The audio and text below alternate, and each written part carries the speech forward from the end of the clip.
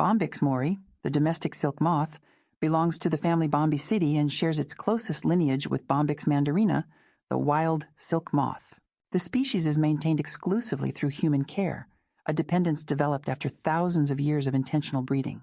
Its larval stage, referred to as the silkworm, thrives primarily on white mulberry leaves, but can also consume other varieties of mulberry and related plants. The wild variants of Bombyx are less suitable for silk production compared to their domesticated relatives. Cultivation of silk-producing moths, known as sericulture, began in China over 5 millennia ago before spreading to neighboring regions and eventually to the west. Traditional methods for harvesting silk involve terminating the larvae within their cocoons to ensure long, undamaged silk threads. If allowed to survive, the emerging moths secrete an enzyme that breaks silk fibers, reducing their value for thread but making them suitable for alternative uses, like fillings in duvets or clothing. Domesticated Bombyx mori cannot survive unaided in the wild and shows significant divergence from their wild ancestors, including reduced pigment, inability to fly, and increased tolerance for close living quarters. The moths are grouped by their breeding cycles: univoltine, 1 generation per year in temperate climates; bivoltine, 2 generations often in East Asia; and polyvoltine, multiple generations common in tropical areas. Larval development is heavily affected by changes in daylight, temperature, and humidity, and recent work notes variability in diapause, the period when eggs halt development among populations. The life cycle begins when eggs hatch after about 2 weeks. 5 larval stages follow, during which they feed voraciously. After their final molt, larvae construct cocoons from a continuous silk thread which can span hundreds of meters. Annually, billions of cocoons are produced globally for silk, with a requirement of thousands of cocoons for just 1 kilogram of raw silk. The adult phase is marked by white, hairy moths with vestigial feeding structures. While the wings develop fully, the body is too heavy for sustained flight. Female moths are generally larger due to their egg load, and adult moths do not feed. The process by which the larval legs transform into adult moth legs is directed by specific developmental genes, and removal of larval leg tissue at set stages disrupts the formation of corresponding adult limbs. Bombyx mori serves as a key model organism, supporting fundamental research in areas like genetics, neurobiology, and hormone function. Landmark discoveries, including the identification of pheromones, relied on extensive silkworm populations. Research continues on genetic modification, and strains now exist that digest artificial diets or express foreign proteins, opening doors for pharmaceutical production.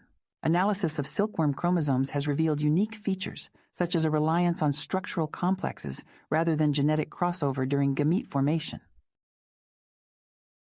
Genetic engineering has also produced silkworms capable of synthesizing spider silk fibers, with potential applications in medicine, such as scaffolding for tissue repair or drug delivery systems.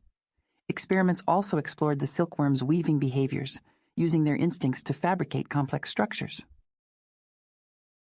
Silkworm models aid in the discovery of antibiotics and the study of bacterial pathogenesis, offering several advantages over other systems. For instance, screening of bacterial mutants using silkworm infection models has led to the discovery of previously unknown factors critical for disease progression. Over generations, domesticated silk moths have evolved through traits such as improved cocoon size, faster larval growth, tolerance to human activity, and adaptation to dense living conditions, resulting in organisms entirely reliant on human management. The eggs require controlled conditions for hatching, accentuating this dependence. Archaeological findings link the beginnings of silk farming in China with the Yangshao culture. Silk production sometimes intersected with aquaculture, as fish raised in silk farm ponds were fed mulberry waste and silkworm byproducts, a method sustained for thousands of years. Breeding focuses on maximizing silk yield, larval health, survival rates, and disease resistance. Traits like rapid development, robust larvae, and specific larval color are selected to enhance cocoon output and silk quality. The characteristics of the cocoons and the resulting silk depend on genetic selection and carefully maintained culture conditions. The domestic silk moth, Bombyx mori, has a genome consisting of approximately 432 million base pairs. Nearly 44% of its genome is made up of repeating genetic sequences, primarily transposable elements. There are at least 3,000 genes unique to this species with no comparable versions found in other organisms. The insect's capacity to produce abundant silk links to specific clusters of transfer RNA genes and grouped sericin genes.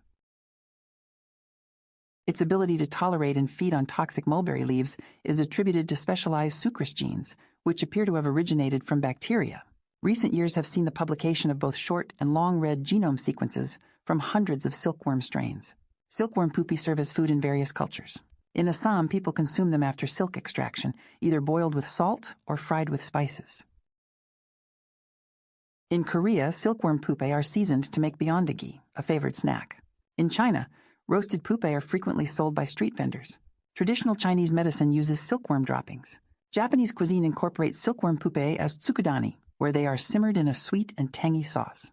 Vietnamese dishes feature pupae boiled, seasoned with fish sauce, stir-fried, and served with rice.